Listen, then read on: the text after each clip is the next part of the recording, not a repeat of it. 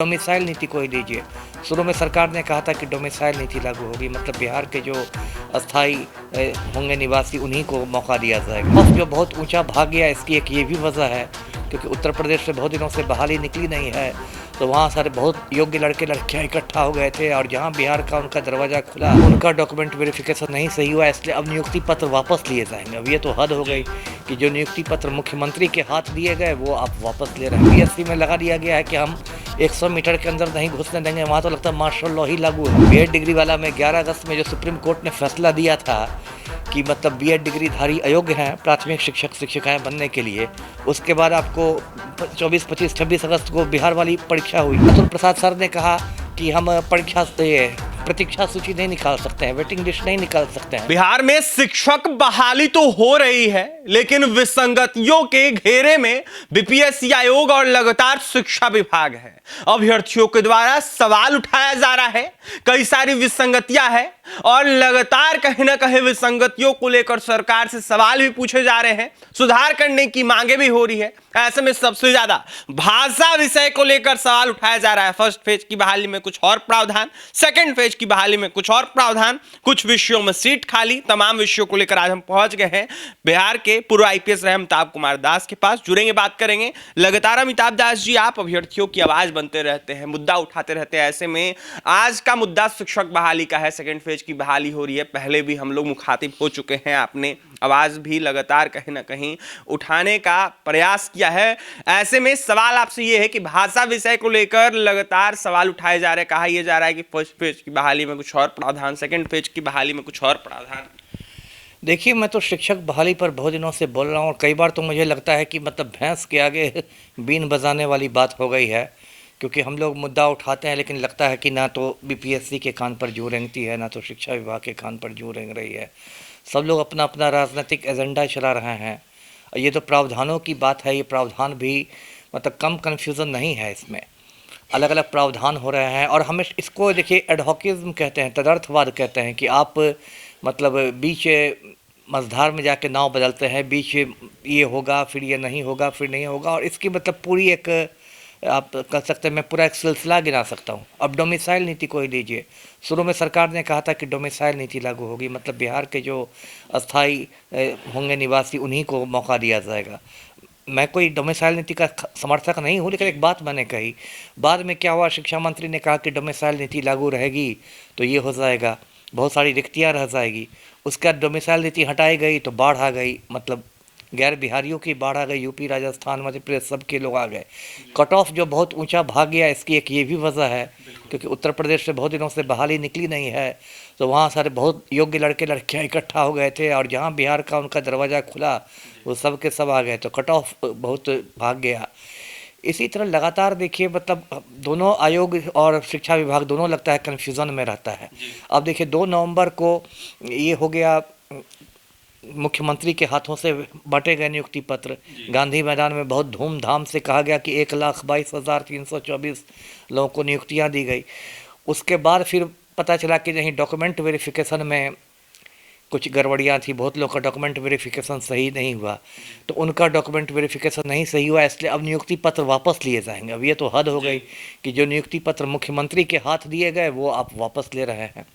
अब एक NIOS का नया मामला आ रहा है ना, उसका फैसला आया ना कि NIOS का जो 18 महीने का कोर्स था DLED का, उसको सुप्रीम कोर्ट ने कहा कि अमान्य है।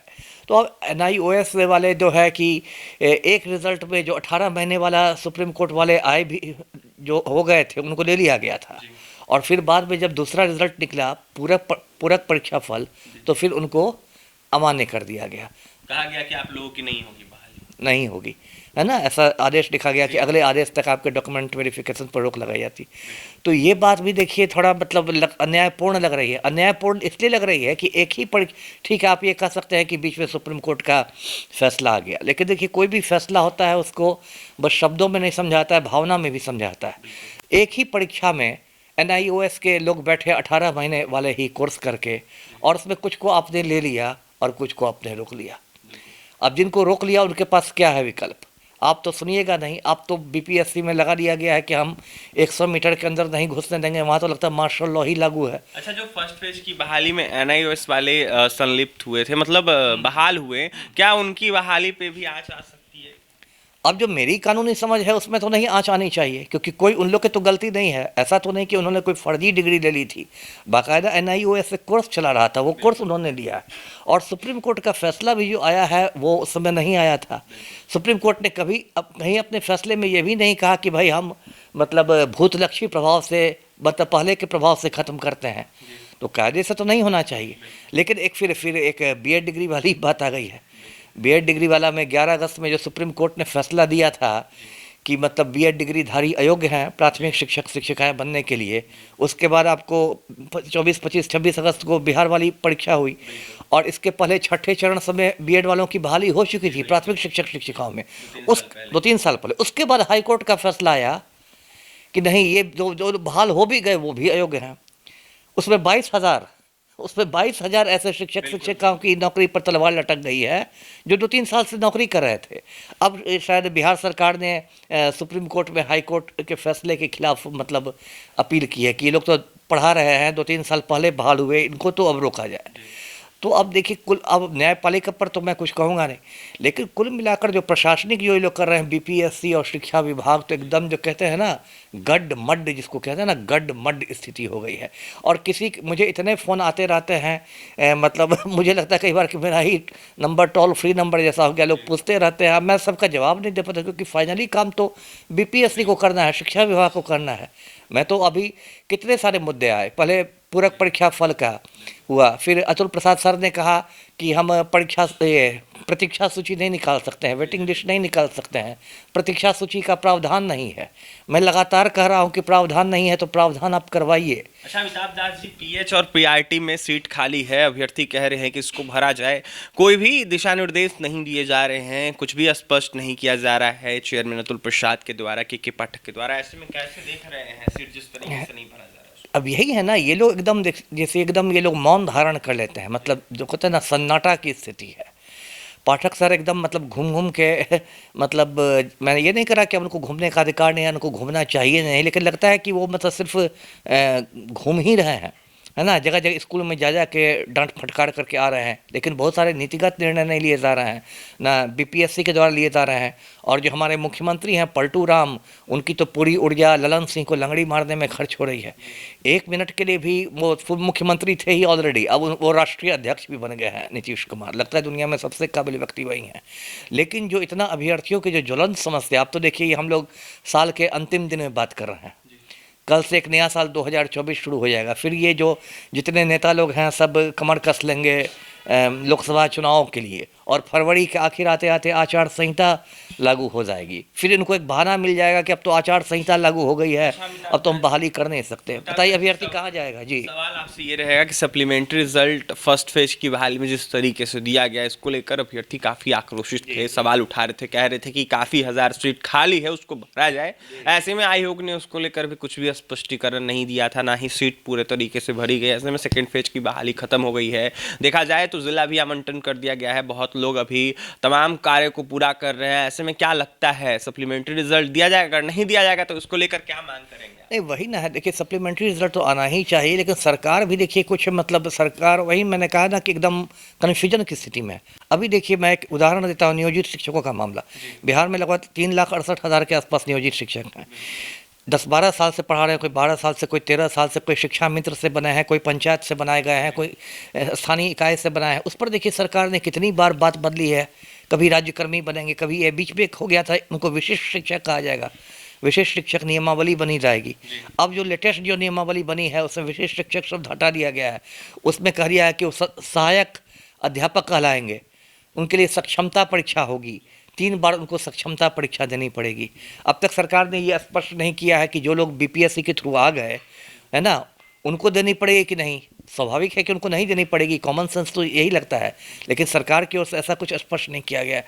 तो एकदम मतलब संक्षेप में कहूँ, मैं 100 बातों की एक बात कहूँ कि शैक्षणिक अराजकता है, और इस अराजकता में मतलब बहुत ज़्यादा फ्रस्ट्रेशन आ गया लड़के लड़कियों में। अब वो नया साल कैसे मनाएंगे अभ्यर्थी, मुझे तो उनकी चिंता है कि 2 तारीख को आंदोलन को लेकर भी अभ्यर्थियों ने ऐलान कर दिया है जो फर्स्ट फेज की बहाली में। करना ही होगा ना, क्या करेंगे। मैं तो यही उनसे अपील करूँगा कि आंदोलन करें लेकिन शांतिपूर्ण करें, पीसफुल करें और कानूनी लड़ाई लड़ें, क्योंकि सरकार तो देखिए मतलब एक बस कोर्ट के फटकार से डरती है, कोर्ट के चाबुक से डरती है, नहीं तो ऐसे तो ये लोग नीरो की तरह बंशी ही बजाते रहेंगे पलटू राम। मांग करेंगे बिहार के पूर्व आईपीएस अमिताभ दास, क्या सुधार की मांग? हाँ एकदम, इसमें तो सुधार ही सुधार की जरूरत है यहाँ प्रति।